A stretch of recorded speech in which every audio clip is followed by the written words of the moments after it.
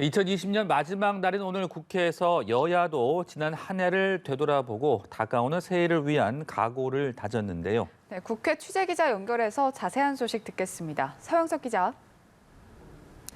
네, 더불어민주당은 오늘 2020년을 마감하는 마지막 정책조정회의와 종무식을 연달아 열었습니다.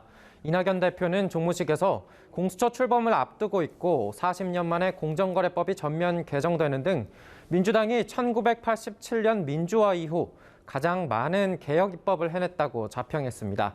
이어 개혁 입법을 바탕으로 하는 새해 새 출발 역시 고민과 결단이 필요할 것이라고 내다봤는데요.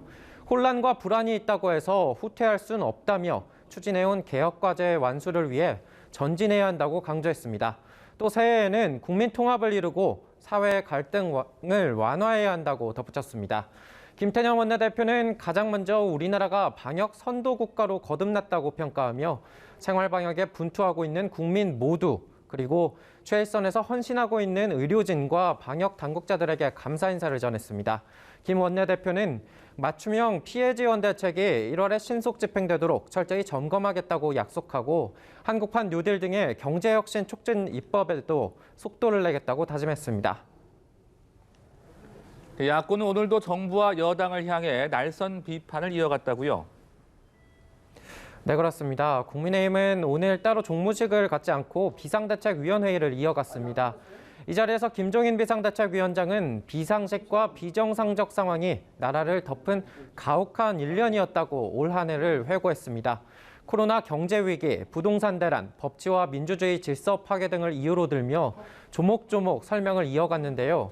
특히 올해 사자성어로 아시타비가 선정될 정도로 특정 집단의 위선과 특혜는 당연시되고 실정과 무능은 남 탓으로 일관하는 모습이 일상화됐다며 정부와 여당을 쏘아붙였습니다.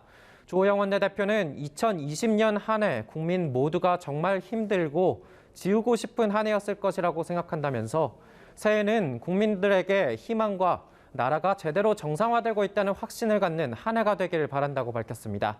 국민의당 안철수 대표 역시 송년 인사를 전했습니다.